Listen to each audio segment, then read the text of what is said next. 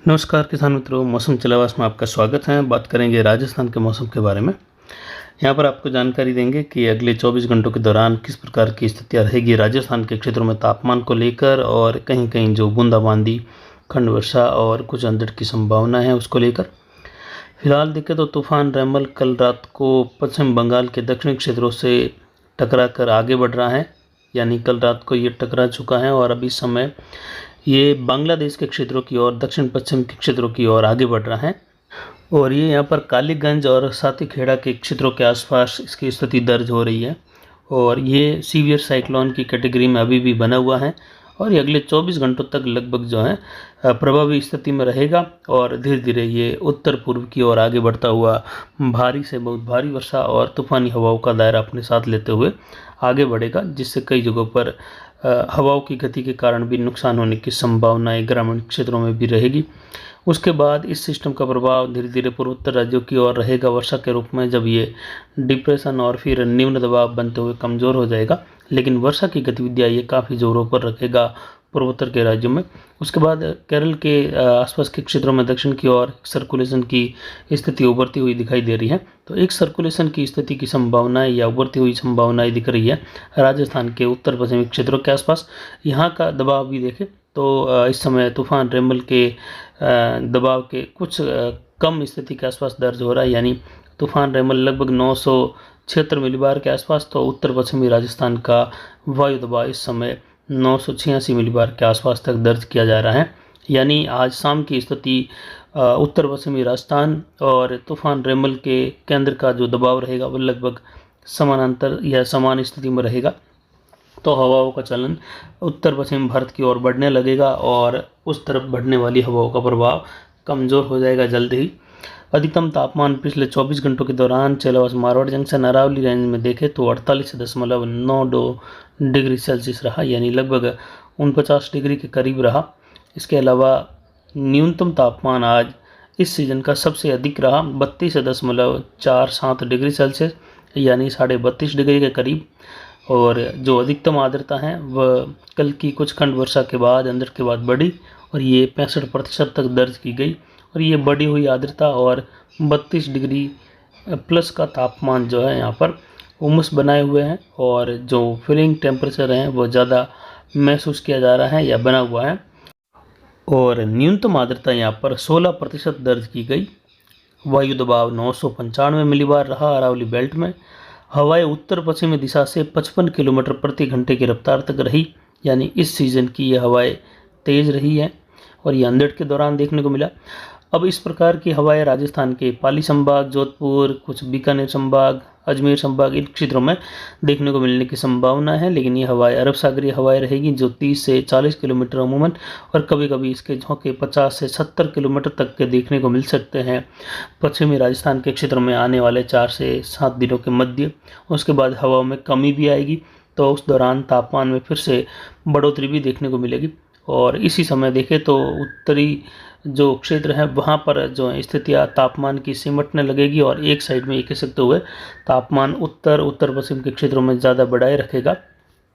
और कुछ बौछार बूंदाबांदी की संभावनाएं रहेगी कोटा संभाग से लगाकर उदयपुर संभाग, कुछ पाली संभाग के क्षेत्र हैं, एक आध स्थान जोधपुर संभाग के, जहां बूंदाबांदी, खंड वर्षा और कुछ अंधड़ की संभावना कल की तरह देखने को मिल सकती है। लेकिन अब स्थितियाँ कल से कुछ हल्की होने की संभावना रहेगी।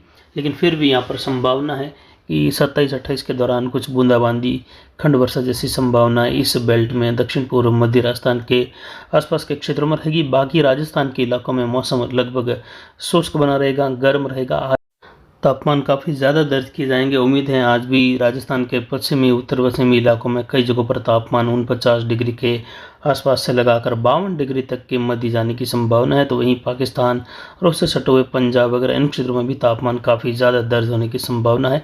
अभी भी तापमान को लेकर देखें तो स्थितियाँ बरकरार रहेगी। यहाँ पर आने वाले 4 से 5 दिनों के दौरान स्थितियाँ इसी प्रकार बनी रहेगी। लेकिन कुछ पाली संभाग, उदयपुर संभाग के आसपास से लगाकर दक्षिण पश्चिमी जोधपुर संभाग और कुछ दक्षिण पूर्वी जोधपुर संभाग में अरब सागरीय हवाएं पहुंचने के साथ ही तापमान में कुछ गिरावट होगी। लेकिन ये जो बढ़ता हुआ तापमान था इस पर रोक लगेगी। लेकिन बढ़ती हुई आर्द्रता के कारण जो हीट इंडेक्स बनेगा, या कहे जो महसूस होने वाली गर्मी है वह ज़्यादा बढ़ जाएगी, उमस ज़्यादा बढ़ जाएगी। तो तापमान कम होने के बावजूद भी और ज़्यादा लगने लगेगा, यानी गर्मी अब परेशान करेगी और हवाओं का चलन भी रहेगा। तो कई जगहों पर ये तेज़ चलती हुई हवाएं उस दौरान कुछ राहत भी देगी, लेकिन जब हवाओं की स्थिति कमज़ोर होगी तो उस दौरान उमस भी परेशान करेगी यहाँ पर। वहीं आने वाले दिनों में देखें तो स्थितियाँ किस प्रकार जो हैं बदलेगी, उस पर भी आपको जानकारी लगातार आपको देते रहेंगे। लेकिन फिलहाल मौसम के गर्म बने रहने, कुछ तापमान में हल्की गिरावट के साथ दक्षिण पश्चिमी अरब सागरीय हवाओं के चलन के साथ ही सुबह के समय में बादलों का आवागमन भी बढ़ने लग जाएगा।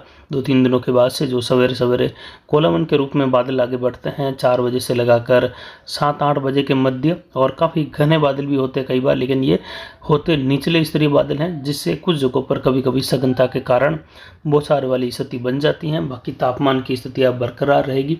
आने वाले दिनों में देखें तो अरब सागर में तापमान बढ़ा हुआ है, तो आने वाले दिनों में सपोर्टेबल स्थिति अरब सागर की ओर बनती हुई दिखाई दे सकती हैं, जिससे वहाँ पर सर्कुलेशन की स्थिति उभर सकती है। और सर्कुलेशन की स्थिति अगर अरब सागर के क्षेत्र में उभरती हैं तो आगे इसके प्रभाव में आने की संभावना बन सकती हैं, जिससे उम्मीद कर सकते हैं कि आगे कुछ प्रभाव दिखेगा। लेकिन जिसकी वजह से हालांकि संभावना तो है कि केरल के आसपास से लगाकर महाराष्ट्र, कर्नाटक, इन क्षेत्रों में वर्षा भी बढ़ेगी आने वाले पहले सप्ताह के दौरान जून के, जिससे कई जगहों पर मुंबई, महाराष्ट्र, नासिक, यहाँ पर देखिए अहमदनगर से लगाकर मालेगांव, जलगांव से लगाकर, इसके अलावा सांगली, सतारा, रत्नागिरी के आसपास से लगाकर पुणे वगैरह, इन क्षेत्रों में वर्षा की गतिविधियों में तेजी आएगी और मूसलाधार वर्षा अलग अलग क्षेत्रों में यहाँ पर दर्ज होगी। यानी इस पश्चिमी घाट के क्षेत्रों से लगाकर कुछ अंदरूनी भागों में वर्षा की गतिविधियों में मुंबई सहित बढ़ोतरी होने वाली है। लगभग 1 जून के आसपास से लगाकर, यानी 31 मई से लगाकर 1 जून के आसपास से लेकर पहले सप्ताह के दौरान कई भागों में अच्छी खासी बारिश दर्ज होने की संभावना है।